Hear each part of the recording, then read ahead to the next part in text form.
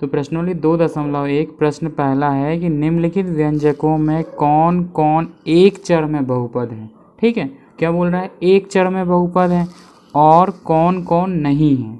ठीक है, और कौन कौन नहीं है और जो नहीं है उनके हमें कारण के साथ अपने उत्तर दीजिए कह रहा है ये।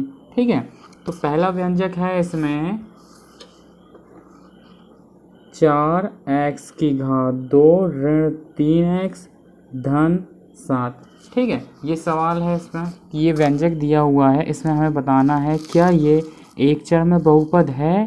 ठीक है, और नहीं है तो नहीं है, तो इसका हमें कारण के साथ उत्तर भी देना है। ठीक है, अब हमें समझना पड़ेगा पहले चर क्या होते हैं। ठीक है, जैसे आपने सुना होगा इंग्लिश के जो अल्फ़ाबेट है, जैसे कैसे A B C, चाहे स्मॉल ले लें या कैपिटल ले लें। ठीक है, गणित में इन सभी को हम क्या बोलते हैं, चर बोलते हैं। ठीक है, और चरों का हम और बताना चाहें तो चरों के मान बदलते रहते हैं। ठीक है, और इसके बाद में पूछा है कि कौन नहीं है। ठीक है, अब इसमें ये बोला एक चर, मतलब अगर हमें देखना है तो सिर्फ एक चर ही रहना चाहिए हमारे कोई भी व्यंजक में। ठीक है, एक से ज़्यादा चर नहीं होने चाहिए व्यंजक में। ठीक है, और अब अचर क्या होते हैं, अचर मतलब होता है कि कोई भी अंक, जैसे 1 2 3 जिनके मान क्या होते हैं, बदलते नहीं हैं, वो क्या कहलाते हैं, अचर कहलाते हैं। और ये क्या कहलाते हैं, जैसे A B C स्मॉल या कैपिटल हो, ये कहलाते हैं चर। ठीक है, अब यहाँ पर हम सवाल के ऊपर ध्यान देते हैं। ये बोल रहा है कि निम्नलिखित व्यंजक, जैसे हमारे सामने व्यंजक है 4x का वर्ग ऋण 3x धन 7, क्या ये एक चर में बहुपद है क्या एक चर में बहुपद। हाँ, जैसे हम देख रहे हैं यहाँ पर ये समीकरण है, यहाँ पर सिर्फ एक ही चर तो दिख रहा है हमें, वो क्या है, ओनली x। यहाँ पर हमें चर क्या दिख रहा है, चर दिख रहा है x, और कोई दूसरा चर दिख रहा है क्या, नहीं दिख रहा है ना, मतलब ये एक चर वाला बहुपद है क्या, नहीं है। तो हम लिख लेंगे कि ये जो 4x ऋण 3x है, ये क्या है, एक चर x में बहुपद है क्या, नहीं है। ठीक है, ये निकल गया हमारा एक चर में। अब इसके बाद में दूसरा जो प्रश्न है इसी का, y की घात 2 वर्गमूल 2। ठीक है, अब यहाँ पर देखो, यहाँ भी तो हमें एक ही चर दिख रहा है ना, सिर्फ y।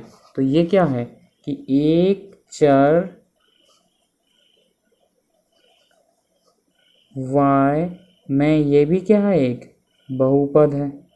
ठीक है, अब इसी में जो तीसरा प्रश्न है, तीसरा प्रश्न क्या, देखिएगा अच्छे से देखिएगा कि y धन 2/y बराबर है y धन 2y ऋण की घात 1।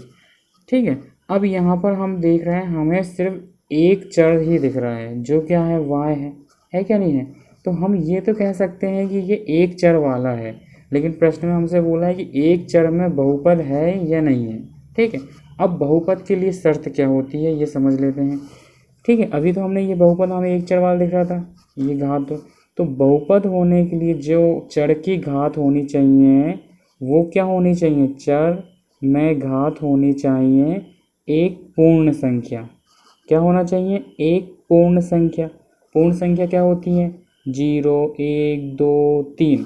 ठीक है, इसके अलावा जैसे इसको हम बढ़ा सकते हैं अनंत तक, तो ये सभी क्या कहलाती हैं, पूर्ण संख्या कहलाती हैं।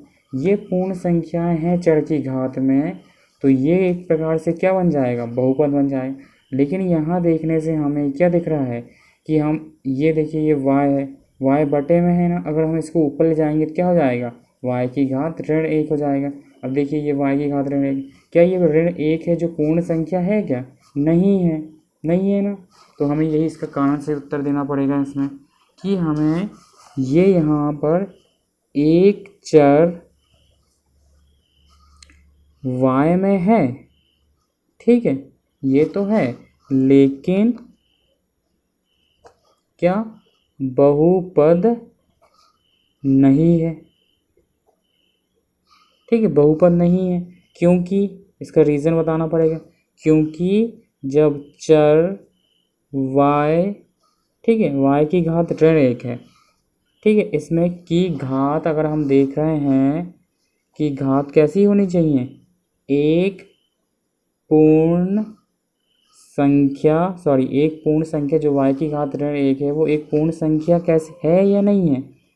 नहीं है। तो इससे क्या समझ रहे हैं हम लोग कि y की घात एक पूर्ण संख्या होनी चाहिए। ठीक है, इसी में अगर हम प्रश्न चौथा देख लेते हैं, इसके ये चौथा प्रश्न है प्रश्नावली का। ठीक, ये चौथा प्रश्न था हमारा y धन 2/y बराबर y धन 2y की घात ऋण 1। ठीक है, अब चौथा तो हमने कर लिए पहले से। अब इसी का हम प्रश्न तीसरा करके देख लेते हैं।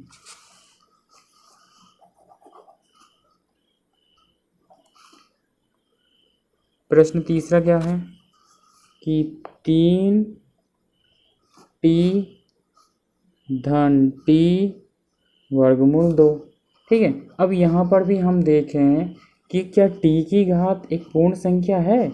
यहाँ पर तो t की घात एक पूर्ण संख्या दिख रही है, लेकिन यहाँ पर अगर हम देखें ये अगर हम ये जिसको वर्गमूल से हटाएं तो ये क्या बन जाएगा, t की घात 1/2। ठीक है, धन t वर्गमूल 2। अब देखने से यहाँ भी ये जो t की घात है वो एक पूर्ण संख्या मिल रही है क्या? नहीं मिल रही है ना। तो वही लिखेंगे हम यहाँ पर कि ये एक चर वाला तो है, एक चर t में है। ठीक है, एक चर t में है, लेकिन क्या नहीं है, बहुपद नहीं है। क्योंकि रीज़न वही रहेगा, क्योंकि जो चर होता है, जैसे यहाँ चर क्या है, t की घात 1/2।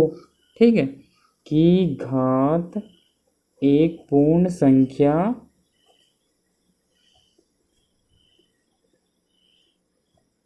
नहीं है। इस प्रकार आप आराम से पांचवें प्रश्न को हम कर सकते हैं। ठीक है, चलिए पांचवा प्रश्न भी समझ लेते हैं।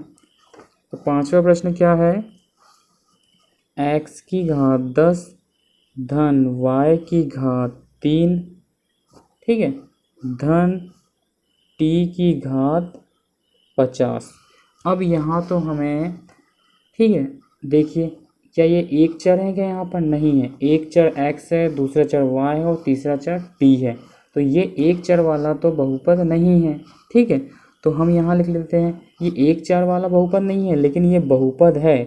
ये बहुपद तो है, परंतु एक चर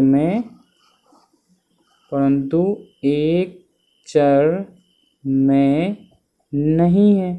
क्यों नहीं है एक चर में? क्योंकि यहाँ देखिए x एक चर है, दूसरा y चर है और तीसरा t चर है।